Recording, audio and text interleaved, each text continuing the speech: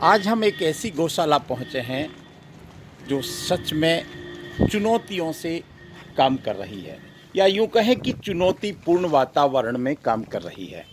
ये श्री जगधणी गौशाला है। जगधणी के नाम से हम सब वाकिफ़ हैं। पाड़ीव का मतलब ही जगधणी है। पाड़ीव का मतलब पांडवों से है, पाड़ीव का मतलब सेवा से है। मैं यहाँ एक एक बात को आज बताने की कोशिश करूँगा कि सीमित साधनों में ये लोग सेवा कर रहे हैं, सच में सेवा कर रहे हैं। आप देख सकते हैं, इनको बड़े प्यार से, बड़े प्रेम से, बड़े रेस्पेक्ट से गौ माता को, गोवंश को चारा खिलाया जाता है। सूखा चारा खिलाया जाता है, हरा चारा खिलाया जाता है। और लगभग हम 100 गौ माता यहाँ देख रहे हैं। यहाँ देखिए, ये शुरुआत है। लगभग 8 महीने पहले इस गौशाला को शुरू किया था। हमारे साथ में देश प्रेमी जी हैं। देश प्रेमी जी का एक अपना इतिहास है, वो भी हम आपको बताएंगे। लेकिन इस कार्य की हम जितनी अनुमोदना करें उतनी कम रहेगी।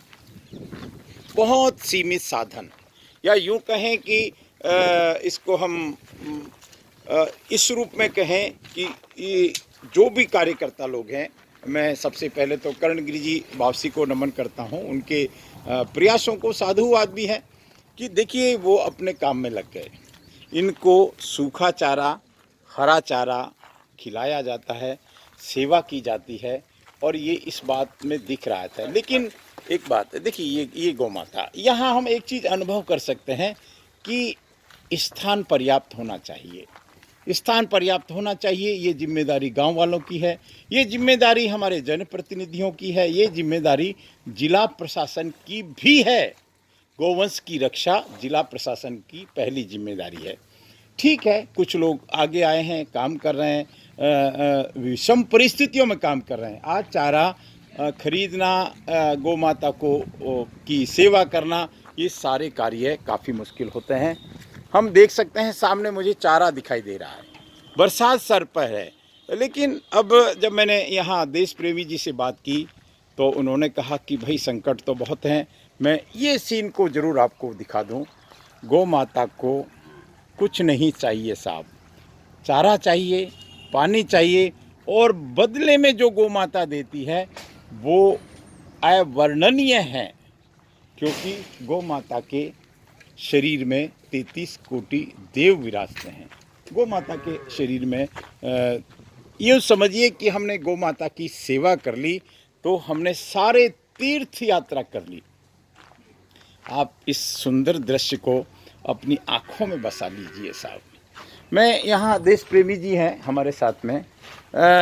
देश प्रेमी जी का परिचय जहाँ तक मैं जानता हूँ, ये एक अच्छे पत्रकार थे, ये एक अच्छे राजनेता भी रहे हैं, जिन्होंने बहुत ज़बरदस्त यात्रा की पूरे भारत की, और ये एक अच्छे गौ भक्त साबित हो रहे हैं। ये देखिए, ये प्यार है, ये प्रेम है, ये आनंद है, ये अनुमोदना का कार्य है। और ये देखिए कितना, बिल्कुल इनको पता है गौ माता को कि 4 गौवंश ही इनके नज़दीक पहुंचेगा, क्योंकि इनको पता है कि किसी को कोई सींग नहीं लग जाए। बहुत प्यारा कहानी है।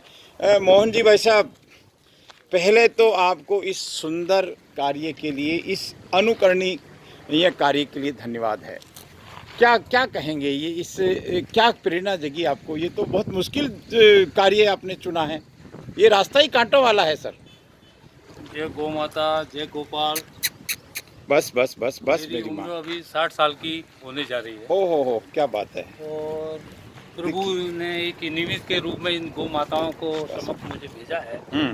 तो मैंने सोचा कि ये गौ माता की सेवा क्यों न करूं जी, और मेरी भी जिंदगी सुधर जाए, हाँ, मेरे परिवार की भी जिंदगी इस गौ माता की सेवा से सुधर जाए। बिल्कुल। मैं निस्वार्थ भावना से, बिना 1 रुपये में मेहनता लिए मैं सेवा दे रहा हूँ। जी, मैं पूरा समर्पित हो गया हूँ इस गौ माता के लिए। हाँ, क्योंकि ये गौ माता बेसहारा घर घर घूमती थी, गली गली में घूमती थी, जी, लोग पीटते थे।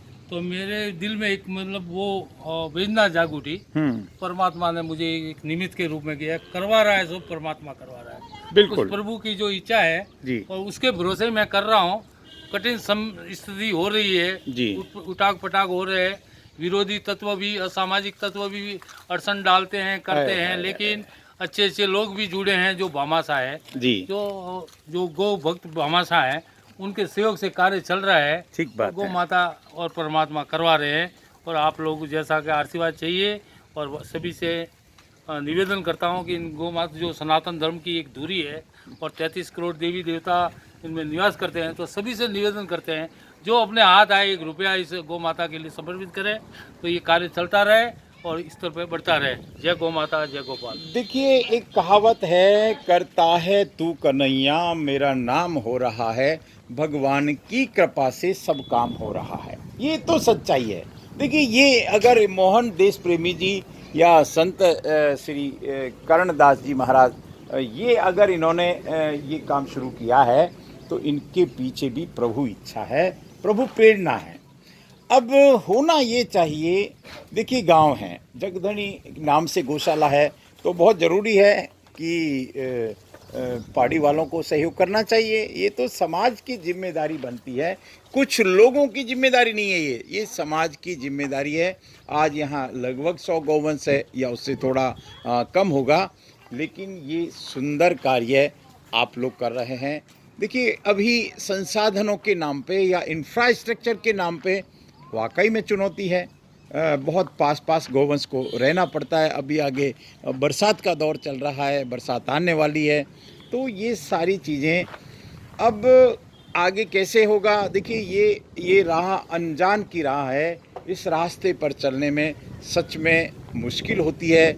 और इसीलिए देखिए, अब समाज में बहुत सारे लोग हैं, उनमें कुछ लोग इस बर्डन में पड़ना ही नहीं चाहते और वो लोग अपने आप को सुखी मानते हैं। हाँ, ये ज़रूर है कि जब कभी मौका मिलता है तो ज्ञान झाड़ने में कोई कसर नहीं छोड़ते, बढ़िया ज्ञान झाड़ते हैं, कमियां निकालते हैं, आलोचना करते हैं और तरह तरह की पोस्टें डालते हैं। लेकिन गौ माता की सेवा भाग्यशाली लोग करते हैं। मैं बात को कितना भी कहा जा सकता है।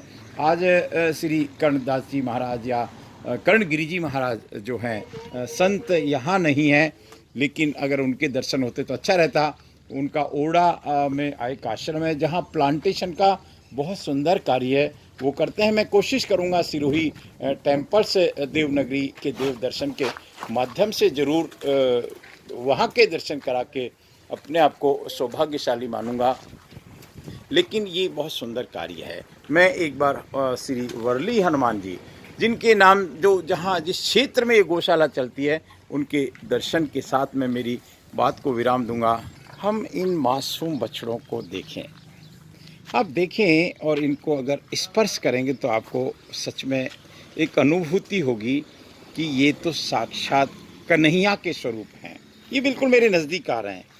मैं समझता हूँ गौवंश की समस्या अगर आज एक चुनौती बनी है तो समाज की लापरवाही से बनी है।